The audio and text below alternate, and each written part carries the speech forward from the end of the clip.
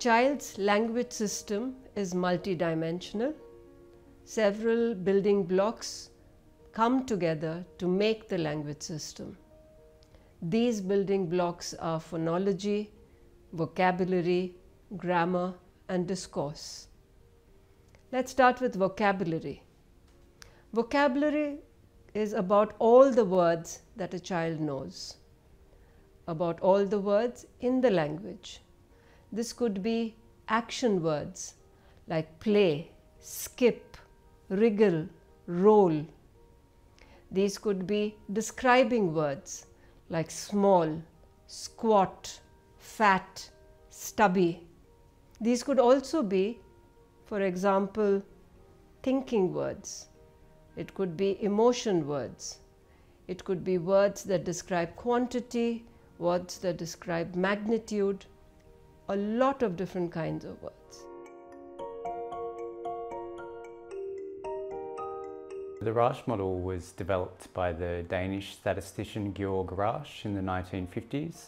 So the core concept of the Rasch model is that every time you have a student interact with a question on a test, or what we often refer to as an item on a test, that this involves a trade-off relationship between two elements.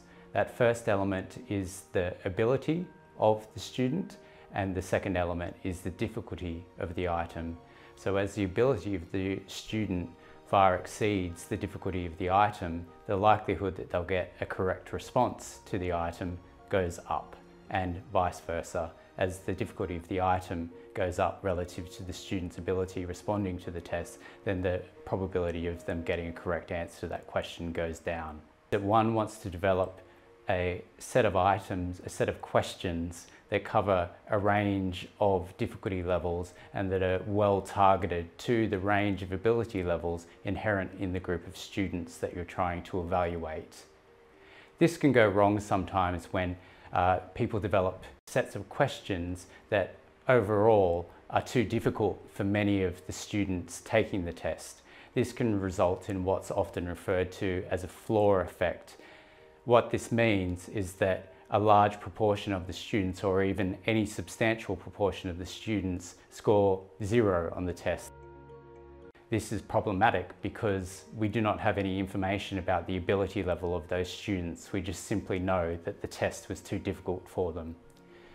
This also applies at the other end of the scale, at the higher ability end. If a test is far too easy for a proportion of the students taking the test, then this can result in what's referred to as a ceiling effect. And again, it's the same effect.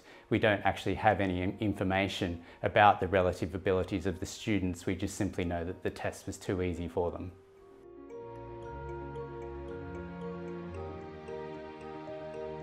This is the idea that every question on the test assesses a common construct and only assesses a common construct. The idea is that there's an underlying common construct that should determine performance on the test.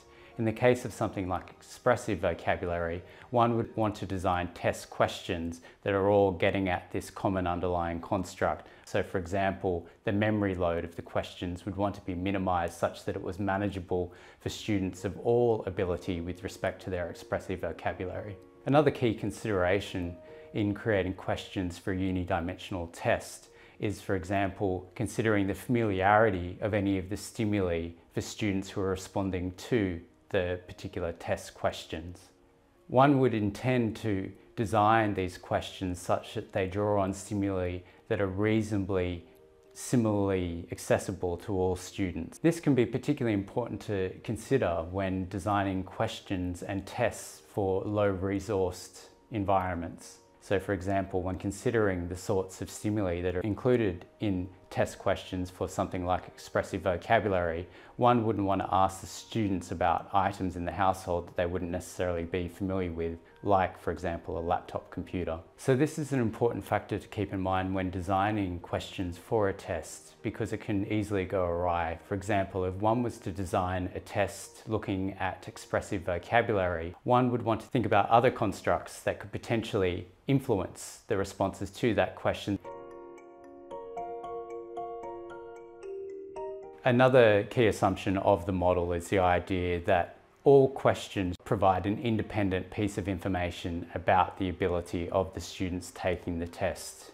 This is important because sometimes people make the mistake of creating questions that depend on a correct response to an earlier question.